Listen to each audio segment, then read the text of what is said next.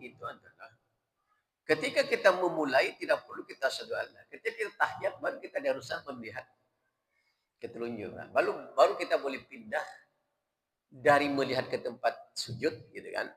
Setelah kita membaca at-tahiyatul mubarakatus akan membaca redaksi kedua at-tahiyatul lillah. Nah, gitu. Nah, versi pertama kita sudah melihat kepada telunjuk. Gitu. Enggak lagi kita melihat kepada tempat sujud gitu. Jadi tidak asyhadu alla kita melihat ke sana ini Pak, sujud. At-tahiyatul mubarakatus shalawatut thayyibatul lillah. Asyhadu an la ilaha illallah. Baru kita melihat enggak ada redaksi hadisnya begitu. Jadi dari awal. Dari awal kita melihat kepada telunjuk kita sampai kita selesai salat. Gitu. Jadi enggak ada habis keluar sujud balik lagi itu enggak ada hadisnya. Ya mungkin pendapat barangkali mereka Pak. Ya. Ada lagi pertanyaan apa kita lanjut? Ya.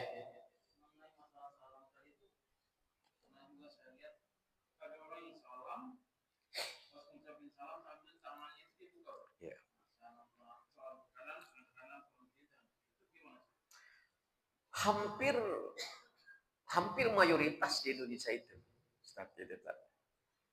Assalamualaikum warahmatullahi. Kalau ke kiri tidak, assalamualaikum warahmatullahi tidak. Karena ini neraka katanya nih Pak. Ini surga nih. Assalamualaikum warahmatullahi. Kita buka surga. Enggak ada hadisnya. Jadi biasa aja lah kita. Bahkan kapan kita berhenti menunjuk dalam tahiyat itu begitu kita mengucapkan salam. Ada dua pemahaman orang ini. Tetap menunjuk, kemudian assalamualaikum warahmatullahi atau wabarakatuh. Ada dua nanti ada hadisnya akan saya bahas. Assalamualaikum baru turun. Berarti bertentangan dengan hadis Ali bin Abi Thalib ini. Permulaannya takbir, akhirnya adalah salam. Berarti sebelum salam, telunjuk kita sudah harus kita tunjukkan. Kalau hadis yang bersumber dari Ali ini. Kalau umpamanya masih bertahiyat, masih telunjuk, lalu kita salam, maka bertentangan dengan hadis Ali bin Abi Thalib. Berarti kan terakhirnya bukan salam, Mbak. Ya kan? Menurunkan telunjuk dan berat. Setelah salam, assalamualaikum warahmatullahi wabarakatuh, assalamualaikum warahmatullahi wabarakatuh, baru tutup. Nah berarti sebenarnya Nabi harus bilang begini, wa tahliluha at-tahiyat. Semestinya dalam hadisnya, tapi tidak. Hadisnya bilang wa tahliluha at-taslim. Gitu. Apa maknanya? Sebelum salam ini sudah tidak menunjuk lagi. Nah, kita kan harus beserta hadis, Pak, gitu ya. Kalau kita berpandu kepada pendapat luar biasa, banyak macam-macam gitu. Ya kan? Kita cari selamat, Bapak Ibu. Kalau sudah hadis mengatakan begitu, ya mari kita ikuti. Ittiba kita dengan hadis itu. Gitu. Ya. Oke, lanjut.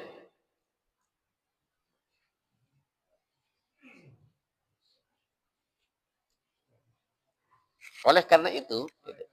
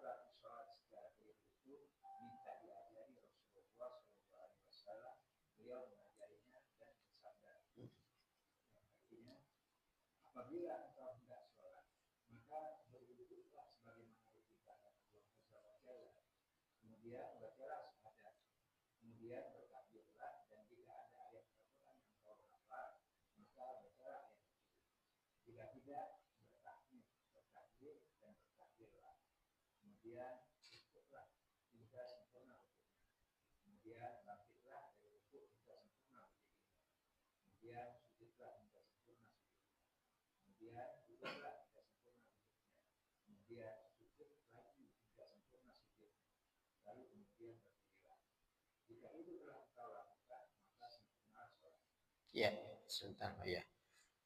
Eh, Sebenarnya Pak ya, dalam kaidah, kalau sudah hadisnya itu jelas, kita tidak butuh lagi pendapat para ulama. Ini yang sering saya sampaikan Pak. Ada banyak orang, hadisnya sudah jelas, tapi masih melihat pendapat para ulama mana yang banyak. Metodologinya nggak begitu sebenarnya Pak. Gitu. Karena itu walaupun umpamanya apa yang disampaikan dalam tarjih ini bersesuaian dengan Imam Malik dengan Imam Syafi'i, bukan berarti menukil dari pendapat Imam Malik dan Imam Syafi'i, karena menukil kepada hadis yang memang sudah qat'i hadisnya itu. Gitu deh, Pak. Karena kalau kita menukil para pendapat para ulama, anggaplah pendapat Imam Mazhab, Abu Hanifah tidak mengharuskan salam, Pak. Gitu. Dasar hukum yang disampaikan Abu Hanifah itu adalah hadis yang bersumber dari riwayat Ibnu Majah ini. Padahal kan hadis ini, idza kuntu bila sholati ini adalah hadis di mana Nabi mengajarkan kepada seseorang yang salah dalam melakukan sholat. Sehingga Nabi ajarkan, kamu kalau sholat berwudu dulu. Lalu setelah itu kemudian Anda baca syahadat, kemudian bertakbir, terus ruku, kemudian sujud, kemudian berdiri. Nabi memang tidak menyebutkan di akhir hadis ini adalah setelah itu Anda salam. Kenapa? Karena Nabi melihat orang yang keliru salat itu salamnya tidak salah. Gitu deh, Pak. Dia tetap mengucapkan salam. Hanya barangkali berdirinya tidak sesuai dengan yang diinginkan oleh Nabi. Rukunya tidak sesuai dengan apa yang diharapkan oleh Nabi. Kemudian bangkit dari rukunya barangkali tidak sesuai dengan yang dicontohkan oleh Nabi. Sehingga lebih berjelas sama dia. Berdiri Anda sampai benar-benar berdiri. Duduk Anda sampai benar-benar Anda duduk. Tidak disebutkan memang pada hadis ini adalah bahwa begitu Anda berada dalam posisi terakhir Anda mengucapkan salam. Tidak memang. Karena Nabi hadis ini adalah pembelajaran yang disampaikan oleh Nabi kepada seseorang tertentu, Pak. Bukan ke semua orang. Kepada seorang tertentu yang dilihat oleh Nabi di depan Nabi melakukan sholat dengan keliru. Begitu.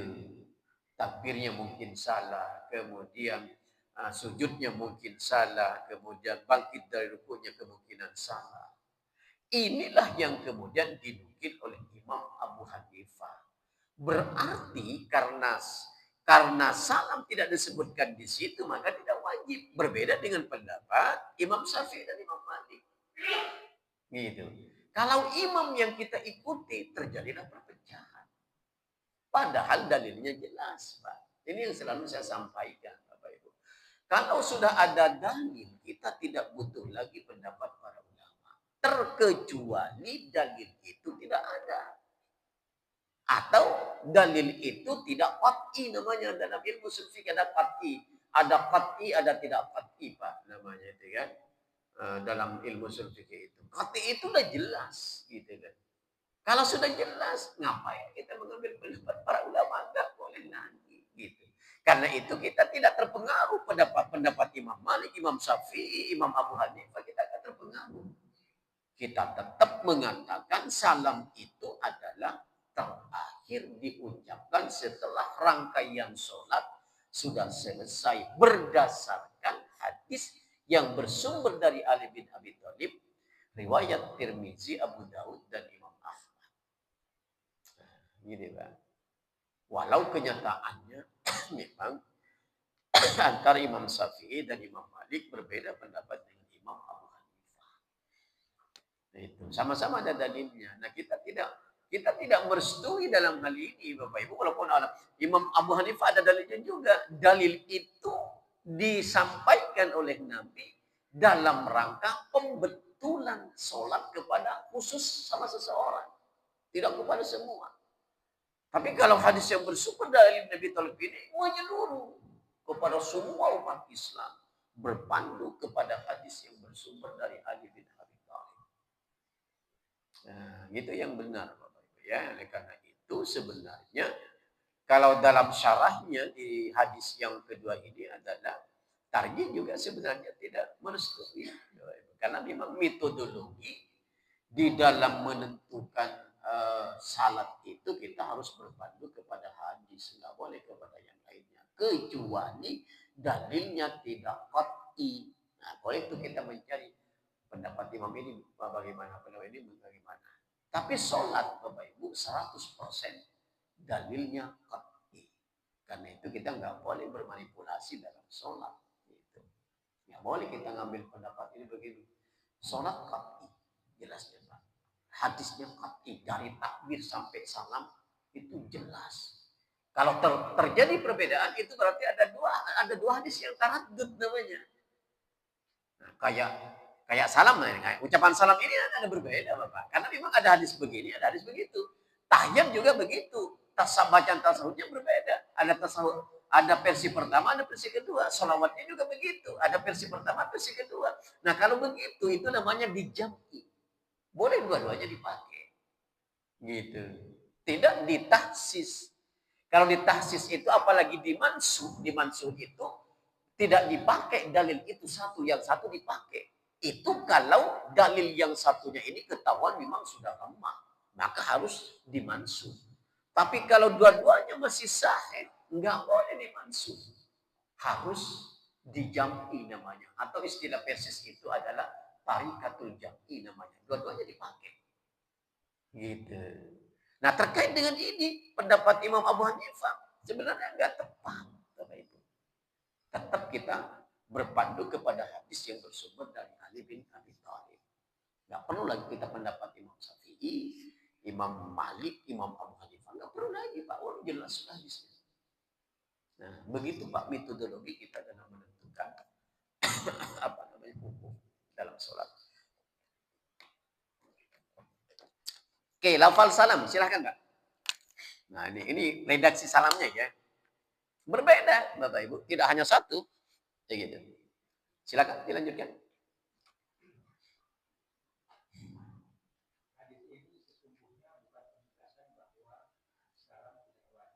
Langsung aja ke halaman ini Pak, lafal salamnya Pak. Nah, udah saya jelaskan kalau itu tadi. Ke sebelahnya Pak, 250. Lafal salam. Nah, itu Pak.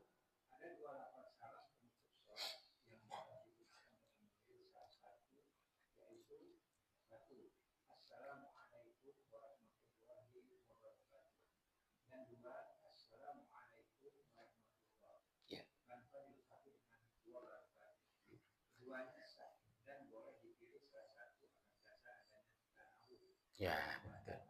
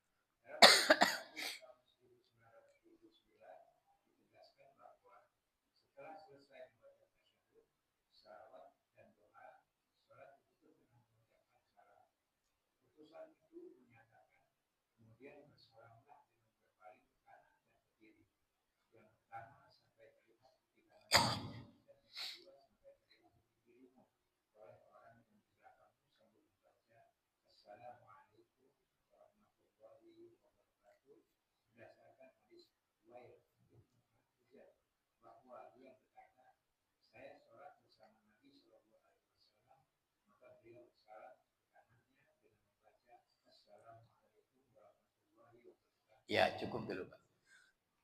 Ini yang dicontohkan dalam tarjih 2, Pak. Padahal saya lacak dalam kitab-kitab hadis ada 4 macam bacaan salat itu. Bahkan menurut Syekh Nasruddin Albani itu lebih banyak. Gitu. Nah, kenapa tarjih kemudian mengambil 2 ini? Karena 2 inilah yang paling valid menurut pemahaman ulama-ulama tarjih. Ya. Yang pertama adalah membaca secara lengkap Assalamualaikum warahmatullahi wabarakatuh. Assalamualaikum warahmatullahi wabarakatuh. Berdasarkan hadis yang bersumber dari Wail bin Hujr Hujr riwayat Abu Dawud. Dikatakan dalam hadis itu, Shallaitu ma'an Nabi sallallahu alaihi wasallam fakana yusallimu ayyaminihi assalamu alaikum warahmatullahi wabarakatuh wa an shimalihi assalamu alaikum warahmatullahi wabarakatuh rawahu Abu Dawud. Itu hadisnya, Pak. Jadi kata Nabi, kata Wail bin Hujr, aku sholat di belakang Nabi. Nah, sering saya sampaikan kalimat redaksi hadis. Kalau diawali dengan kalimat Shallaitu ma'an Nabi, berarti orang itu benar-benar sholat bersama Nabi, Pak. Dia bisa melihat, dia bisa mendengar apa yang dibaca dan dilakukan oleh Nabi. Dalam hadis itu selalu diawali dengan kalimat Shallaitu. Gitu, Pak. Artinya Wail bin Hujr ini adalah tidak mungkin berdusta, Bapak Ibu. Sahabat itu nggak mungkin berbohong. Karena tahu dia, kalau berbohong nanti ancamannya itu neraka. Jelas hadisnya. Man kadzaba alayya muta'ammidan falyatabawwa maq'adahu minan nar. Siapa yang berdusta atas nama aku, kata Nabi, Anda siap-siap nanti dari kiamat mencari tempat duduk di dalam api neraka. Karena itulah Bapak Ibu, sepanjang riwayat tidak ada sahabat yang berdusta. Enggak mungkin Bapak Ibu. Apalagi perawi hadis. Susah itu, Pak. Iya kan? Karena takut dengan ancaman Nabi. Gitu. Sehingga dia bilang, Shallaitu man Nabi sallallahu alaihi wasallam. Aku sholat di belakang Nabi sallallahu alaihi wasallam. Fakana yusallimu ayyaminihi, ketika Rasul berpaling ke sebelah kanan, dia mengucapkan Assalamualaikum warahmatullahi wabarakatuh. Wa an shimalihi, begitu juga berpaling ke sebelah kiri, Rasul mengucapkan Assalamualaikum warahmatullahi wabarakatuh.